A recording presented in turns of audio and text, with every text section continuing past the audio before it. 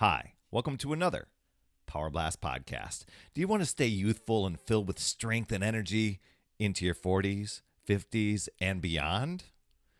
Exercise is going to be your secret weapon. Here's the thing, though.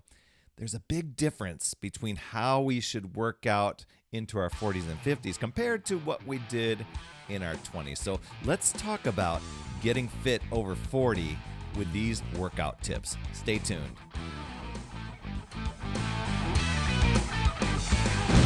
Hey there, my friend Perry Tinsley here, creator of the Power Blast podcast, the power of possibility, passion, and purpose. And thank you so much for tuning in, whether this is the first time you've tuned in or whether you're a long-time listener. Just thank you. If you're listening in your podcast app, please be sure to drop in, leave an honest rating and review. That will help other people discover this show. And if you're over on YouTube, watching the video version of this show, please be an awesome friend. Smash the subscribe and notification buttons so you don't miss a show. And it would absolutely rock if you dropped a comment in there. That will help the YouTube algorithm. And you know what? I do come in and respond to those. So it'd be great to chat with you. So let's talk about getting older.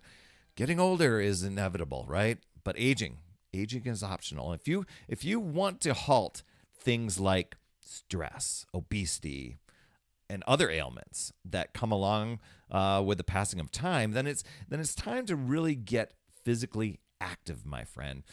The thing is, a lot of times we get into 40s and 50s and thinking, oh my gosh, it's too late for me to do anything.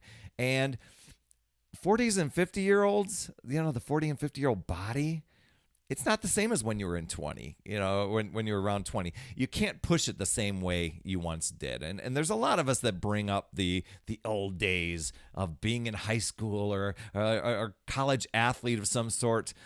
And we think back to the good old days.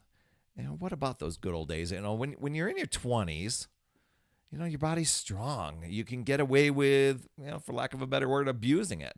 And that's the bad thing too, because we typically punish ourselves and punish our bodies. We aren't really thinking into our later years yet. So we've got late nights and bad eating habits and getting lazy, and we don't appreciate what we have. Typically, I'm just saying typically out there. Maybe I'm the only one. I don't know. But I think sometimes we can feel invincible that way, and you don't know what you've got, right until it's gone.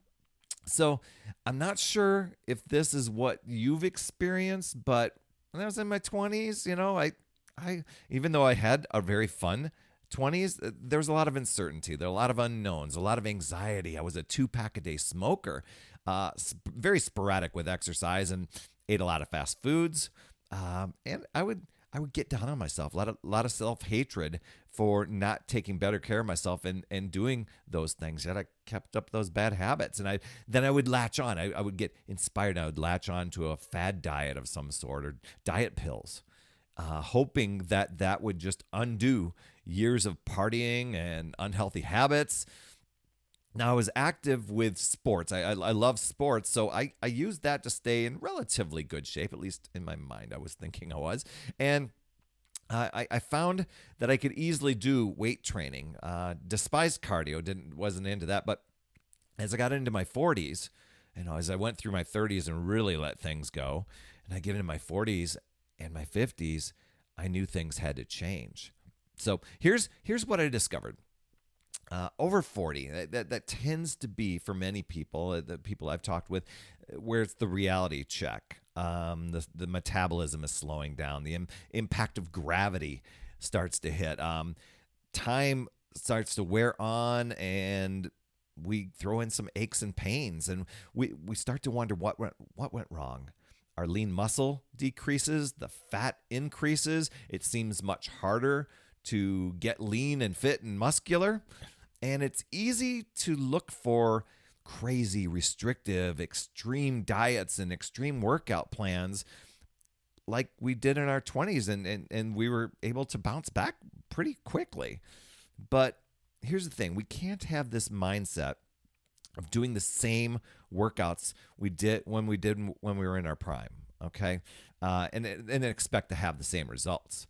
A lot of times I'll talk to people and they'll be like, oh man, I'm into benching and I'm into doing all these weight things. I used to hit the gym 5 times a week when I was in football condition. Well, you're not in football condition now. You're not training to be in football condition.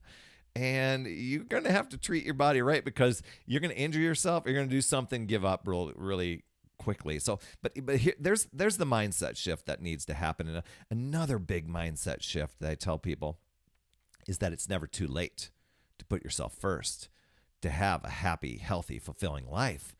And if you're a person that's resistant to exercise, you've gotten to a point where it's like, man, I can't see doing this at all. Or maybe you never exercised and you just don't want to even think about it. Go back and listen to a couple prior podcast episodes that I had. Episode 730 was about getting rid of the old fears and doubts. Episode 732 was fitness mindset hacks.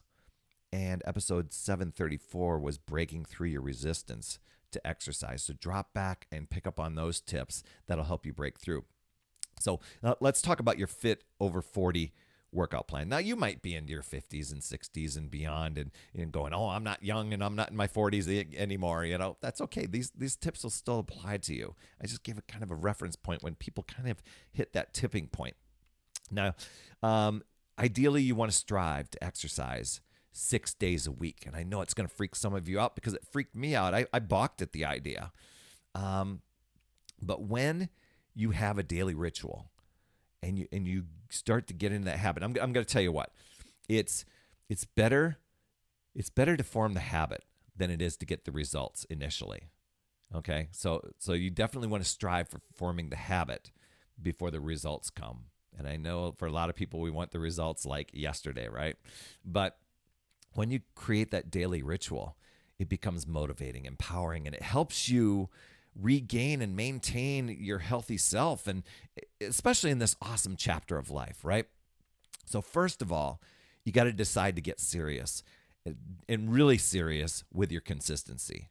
No more winging it. No more hoping that you can just undo, binge eating for a week, and then you're going to just get back on track and just quickly undo that. It just doesn't undo that fast. And this is an awesome period of life. If you haven't started weight training, you must, in my opinion, using weights. That is just so awesome. So what I find to work well is to do strength training 3 days a week, where you're hitting all the major muscle groups. I especially love those exercises where you do combination moves, or compound moves is what they're called, where you mix things together, such as a lunge with a curl, or squats with a shoulder raised. Those compound movements or compound exercises are just amazing. I would strive for exercising about 30 to 45 minutes. Okay. I find that's the ideal time frame. I think I started at 25 minutes for, maybe a couple weeks, but then I ramped up as I got stronger. But you can experiment. If you're going to start out, shoot for 30. Alternate your strength days with 3 cardio days. One of the big ones that I think research out there is saying is really good as we get into our 40s and 50s is HIIT cardio, the high intensity interval training, and Tabata cardio. Both of those short, effective workouts. Also, what I try to do each week, maybe I'll swap out one of my cardio ones and put in some sort of workout that focuses on balance and flexibility and range of motion. So I'll do that from time to time. Like for instance, a great yoga session would be the way to do it. And I also stretch after each workout. So once a week, I do what's called a stretch recovery day. Some people call it a rest day, but and people will take the entire day off. That's fine. But I usually do a stretch and recovery day, and that day is Sunday. But if you're just starting out, you might be saying, HIIT cardio, Tabata, intervals. What's all that about? If you're just starting out, maybe walking is your cardio, and alternating with an upper body strength day plus a core workout, and then a lower body strength day a few days later with another some core exercises in there. And then throw in a balance and flexibility workout such as yoga one of those days. And so I will throw in to the show notes some great options so you can. I love throwing out options because a lot of times people are still trying to guess what those exercises would be. And so if you want to take the guesswork out of what exercises to do for that, I'll throw that some options in the show notes for you. And of course, you want to check. And I think it should go without saying, but I'll say it anyway. You should check with your physician before starting any exercise program, inserting the little disclaimer here, right? And using proper form is key, not only for your results, but just to be smart and prevent yourself from getting injured. Strive. This is a big tip here. It's striving to find enjoyment in your exercise ritual. You're going to eventually find that the exercises that you're doing ends up being kind of like it helps your inner game. It strengthens your mind. It strengthens your body. It strengthens your spirit. If you want to level up and bonus up your activity during the day, go for like 10,000 steps a day, for example, or look for opportunities to move more. For instance, parking farther away. Instead of spending 10 minutes circling around the parking lot at the grocery store for the ideal close parking spot, park farther away. There's more options to park out that way, and then you're getting more activity. Or take the stairs at work or at the mall. Get out in nature. If you're new to all this and it's been a while since you exercise, I'm going to tell you what. It's going to be hard. It's going to be humbling. I know it did for me, but ultimately, and like I said, creating the habit over the result is the big key. Ultimately, the consistency and the momentum you create is really going to pay off. Physical changes don't always happen really as fast as you like, especially in this chapter of life. But when you accept your body, where you're at, and you give yourself grace, you acknowledge yourself and celebrate the actions that you're taking, and you shift yourself into this acceptance mode and practice daily gratitude, you're going to feel more in control. You're going to feel happier on your way to becoming healthier and fitter.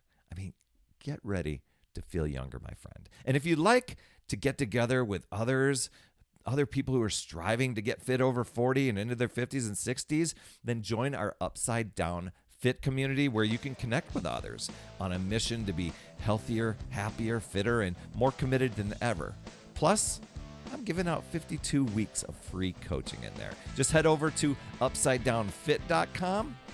That's all I have for this week. Thanks so much for tuning in. I appreciate you so much. And please share, subscribe, and leave an honest rating and review in your podcast app so others get value. And if you're over on YouTube catching the video version, please be sure to hit the subscribe button, smash the notifications bell so that you get an alert each and every time a show drops. You absolutely rock, my friend, and that's all I have for this week. And as always, remember, it's never too late.